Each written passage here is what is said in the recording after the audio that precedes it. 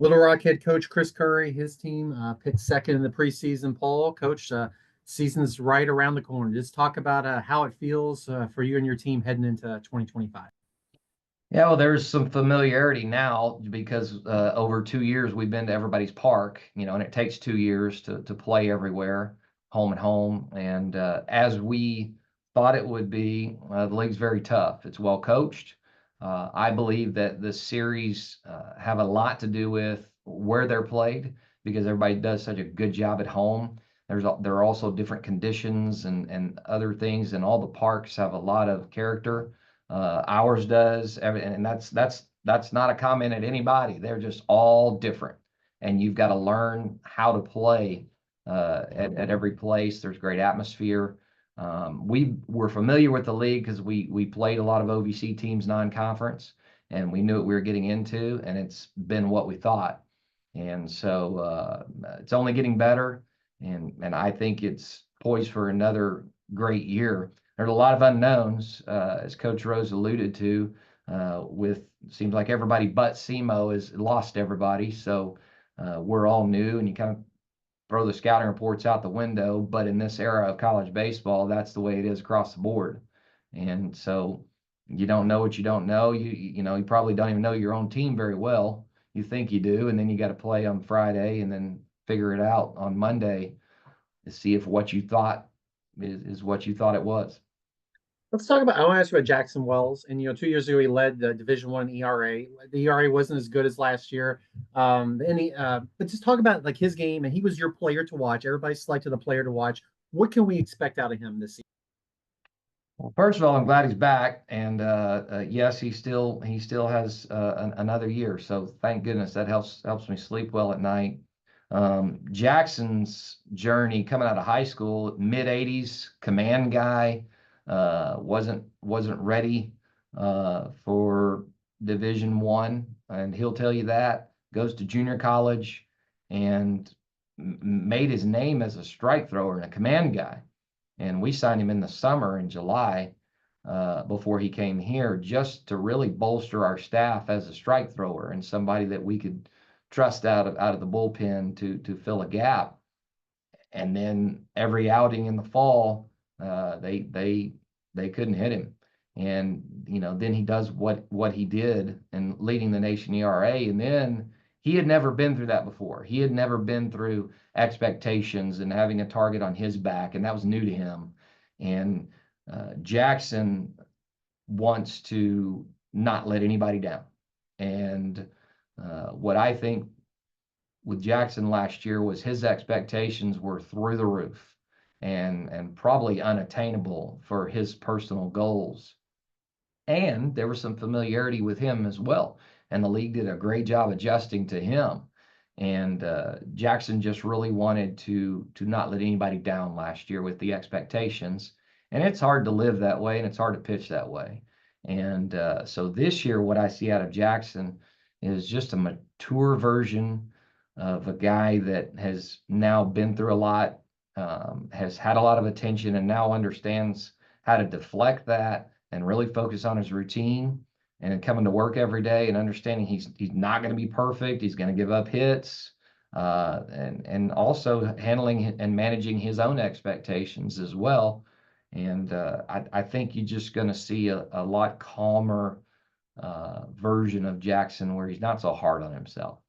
Your team has been number two in the league in ERA both of your years so far. Is that you expect that to be another strength? And because we mentioned Jackson, but the other pieces that you have as well. Well, I think this year especially we're going to need it to be. I think first of all, Brady Cox, our pitching coach, 3 of the last 4 years, both in the league that we came from and here, Brady has had the pitcher of the year, and so there's the common thread. It is a offensive league and tough to pitch to, and I feel like Brady has figured out ways to mix and match and put guys in position to best fit the team role and their role and use them properly. With us losing 15 seniors last year and 7 out of the 9 everyday players, positionally, we're going to need to lean on Jackson Wells and Jack Klein and Hunter Royal and Beasley and Bavon and those guys that pitched last year to kind of hold down the fort while our position guys find their way and we figure out who and what are the right combinations for our lineup. So last year we were pointing at our position players to lead the way while the pitching staff figured it out. I think it's a little bit the opposite, but from a baseball standpoint, I'd rather be leaning on my pitching staff. How do you put those pieces together when you're hitting and you're pitching, and when you have new players, and you said you have to figure it out, and you have fall ball obviously and preseason, but how does all that work together? And is it, I guess fun's not the word, but do you enjoy figuring out what's the best way to do it when it comes to? I think it's fun once every 3 years or so. Every single, it brings me back a little bit to my old junior college days where every year half the team is new.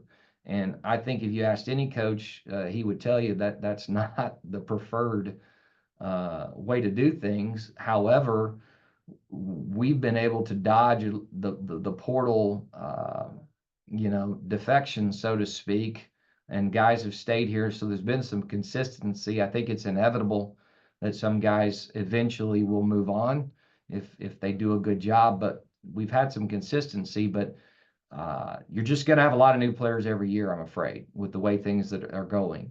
And so a lot of the players that we have are new, but they're not young. There's a few Division I transfers sprinkled in there. We're not heavy portal guys, but there are a few, and so they've got Division I at bats. Then there's junior college guys, which we feel is our niche. Guys that are tough, guys that have gotten 300-400 at bats under their belt, and we know what to expect. And they come from programs that win and coaches that know how to train toughness. And so you understand a little bit, but there's an adjustment to our level with the 3 games and the travel, turning around and playing on Tuesday, scouting reports, things like that. But sure, we'd all love consistency every year, but I think every year you're going to have to find out your identity as fast as you can. Tell us about your schedule, and I mean you're going to open up with I don't know how many people they have back, but a team that was within a game of the College World Series last year, which I think is exciting. But putting your schedule together this season. Yeah, we had no idea a couple of years ago that Evansville was going to go to Super Regional and take it down to the last game with Tennessee, the eventual national champion. Wes has done a great job. We played them before. Their athletic director, their university got behind them and really funded them with facilities and other things. And then it's no shocker that right on the heels of that they have a historic year. They were very old. They did move a lot of guys on. However, they have the preseason Missouri Valley Pitcher of the Year on Friday, left-hander, Deverman, I think is his name. And so he's back.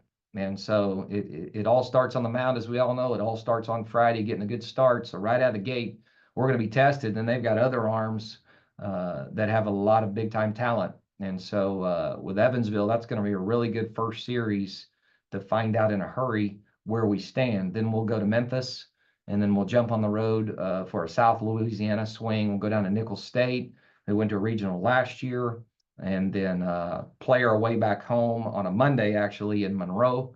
And then a couple of Missouri Valley teams with Belmont and Murray State. And then we'll go down to UTA. And then our midweek, Arkansas, Ole Miss, 9 in-state games. And so it's another really good schedule. We'll end with this. What's the most important thing for your team to do between now and May 20th to put yourself in position to be OVC regular season and/or tournament champions? Well, first thing, last year was new for us because I think it's the first time the program had ever been picked to finish at the top. So that target and expectation was a new feeling around here, and you want that. This year, I don't mind that the target is on someone else's back, to be honest with you, but carrying that through the season was different for us. And I was happy that we were able to get it done in the regular season. However, we need to get a lot better in the tournament. We've got to take that next step in our program to get to a regional like SEMO's been able to do and done a great job, and play well over that 3 or 4 day span and really get hot when it matters, because that's how our league is set up, is you've got to be good during that 3 to 4 day window to get to a regional, which is all, if I think if you really pin down every coach, that's really what we're all trying to do. So that's what I want us to be able to do, is play the long game and be able to finish and be hot at the most important time. Well, Coach, appreciate your time this morning, and just best of luck to you and your team all season long. Appreciate it, Kyle. Best of luck to everybody. Go Trojans.